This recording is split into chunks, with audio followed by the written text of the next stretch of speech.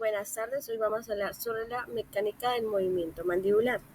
Existen varios tipos de movimiento de la TM. Bueno, el movimiento mandibular se lleva a cabo mediante una compleja serie de actividades de rotación y traslación que son tridimensionales y interrelacionados. El primero que tenemos es la rotación y la segunda es la traslación.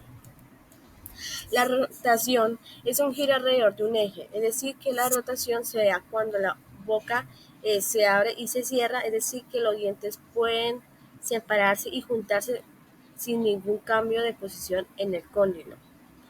La rotación se produce en los tres planos, que es el horizontal, el vertical y el sagital. En cada una de ellas, la rotación se realiza alrededor de un punto, es decir, sobre un eje. Tenemos el primero que es la horizontal, que es un movimiento de apertura y de cierre, es decir, que es un movimiento en forma de bisagra, es un movimiento de rotación puro. También tenemos el vertical, que se lleva a cabo cuando un cóndilo se desplaza de atrás hacia adelante y sale de la porción y sale de la posición bisagra terminal, mientras el eje vertical del cóndilo opuesto se mantiene en la posición de bisagra terminal. Y por último tenemos la sagital, que es cuando un cóndilo se desplaza de arriba a abajo mientras el otro se mantiene en la posición de bisagra terminal.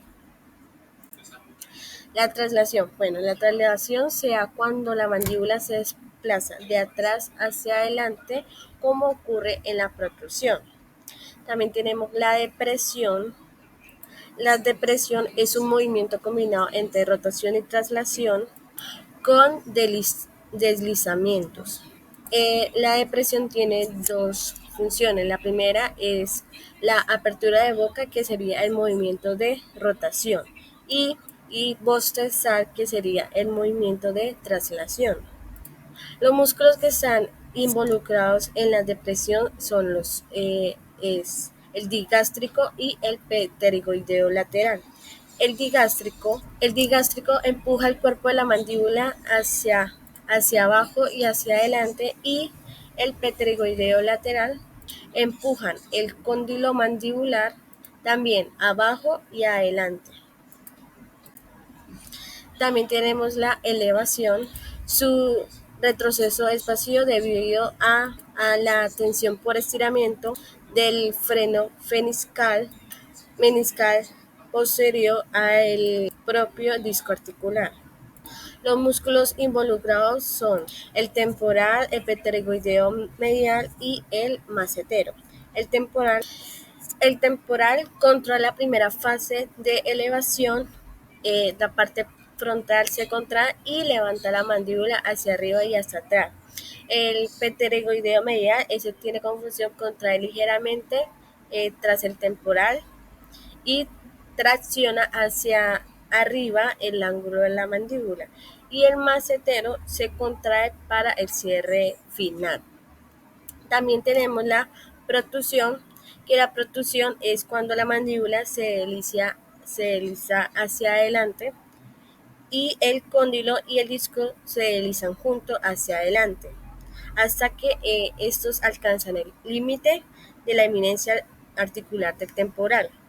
Los músculos que están involucrados en estos es el pterygoideo lateral o los laterales, los pterygoideos mediales y el macetero. Los pterygoideos laterales es como unas inferior, es decir, que se contraen simultáneamente en los extremos que provocan protrusión. Los pterygoideos mediales contraen para iniciar la protrusión y el macetero se contrae principalmente en la parte anterior para ayudar a completar la protrusión. Y por último tenemos la retrusión, que la retrusión es la traslación con desplazamiento anteroposterior con el cóndilo y disco cuando la mandíbula retrocede a su posición de reposo por acción contrario a protrusión. Los músculos que están involucrados es el temporal y el digástrico. El temporal pues está en una porción frontal del músculo y se contrae y levante comparado, contracción de la porción posterior. Y el digástrico se contrae del mismo modo, pero actúa en depresión, es decir, este sin embargo actúa como un pterygoideo lateral para la retracción. También está la lateralidad, que es un movimiento de lateralidad que se ven involucrados los cóndilos de forma contraria. Los músculos que están involucrados es los dos vientres musculares del pterygoideo laterales y temporales, el pterygoideo lateral, que es el contralateral, que este se contrae de la misma forma que para la protrusión, y está el temporal derecho, que es completo y debe contraerse, pero el temporal del lado opuesto también levemente, para estabilizar el movimiento y viceversa. Como podemos ver, aquí está la imagen de lateralidad. A un lado se ve el lado del trabajo y al otro lado el lado de reposo. Ahora tenemos los movimientos bordeantes en un solo plano. El movimiento mandibular está limitado por los ligamentos y las superficies articulares del ATM. Cuando la mandíbula esta se desplaza por la parte más extensa de su margen de movimiento y se observan unos límites que pueden describirse y reproducirse, es decir, movimientos bordeantes. Podemos ver el plano sagital, podemos ver también en esta imagen el límite de la apertura posterior, el límite de la apertura anterior, límite de contacto superior y la funcional, la parte funcional. En la apertura posterior, eso se lleva a cabo de una forma en movimientos de bisagra en las dos etapas. La primera etapa es cuando los cóndilos se estabilizan en sus posiciones mucho más altas en las fosas articulares y la mandíbula puede descender en un movimiento de rotación puro sin traslación de cóndilo, como se puede ver en la imagen.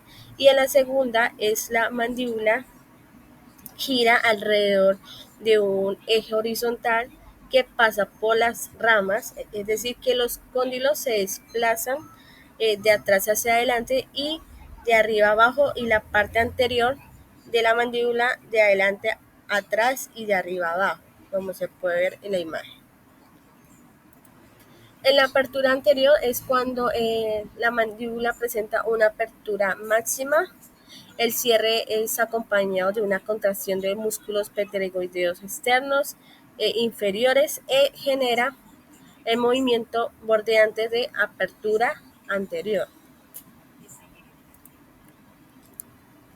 También tenemos el contacto superior, es cuando hay la máxima protrusiva, es decir, estos lo determinan los dientes. Como podemos ver en la imagen, está el primero, que es el contracto en relación céntrica, la máxima intercuspidación y la posición de borde a borde de los dientes. El cuarto, que es desde el borde a borde hasta máxima protrusión sin contacto de los posteriores. El quinto es desde borde a borde hasta máxima protrusión con tanto de los posteriores, y la décima es la máxima protrusión. Bueno, ahora tenemos los movimientos funcionales.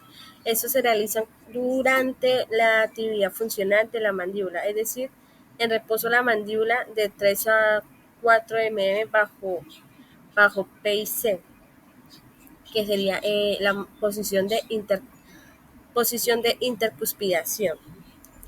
Como se ve en la imagen, allí se inicia una máxima intercuspidación hasta la apertura deseada. Tenemos los movimientos bordeantes en el plano horizontal. El primero son los laterales izquierdos. Ese es de postura a máxima lateralidad izquierda, cóndilo izquierdo de trabajo y cóndilo derecho de balance, como se puede ver en la imagen. También tenemos los movimientos bordeantes, que son los laterales izquierdos con protrusión, es decir, que es de laterotrusión y izquierda a protrusión. Tenemos el lateral derecho, que luego de que la mandíbula vuelve al RC, empieza el MBD, que es el cóndilo izquierdo, atrás, adelante y afuera hacia adentro, o de arriba abajo también lo puede hacer.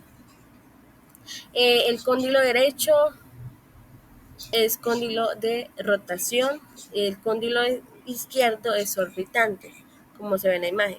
También están los movimientos bordeantes laterales derechos con protrusión, que sería de laterotrusión de derecha a protrusión.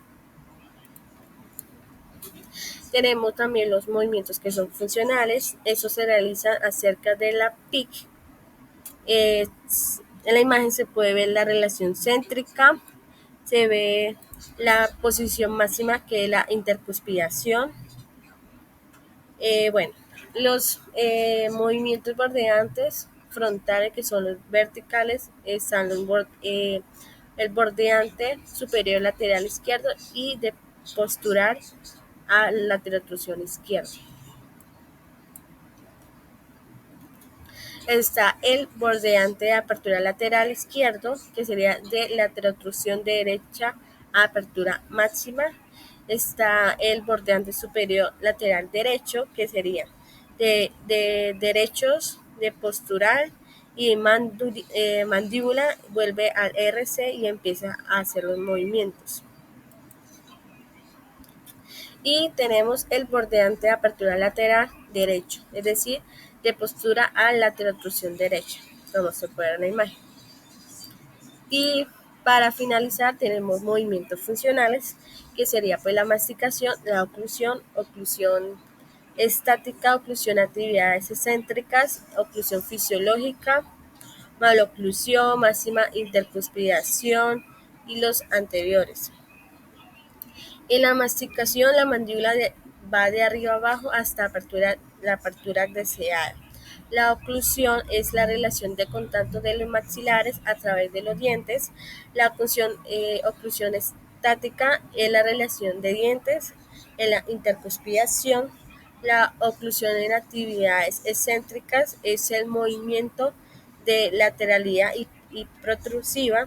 La oclusión fisiológica no es perfecta, pero esta no causa daños al paciente. Está la maloclusión, pues en esta hay que revisar si hay algún daño en los componentes del sistema de la masticación. Está también la máxima intercuspidación, pues en esta se contactan los dientes posteriores y no los anteriores. Y los anteriores es cuando se contactan en movimientos excéntricos. Y bueno, eso es todo. Muchas gracias por su atención.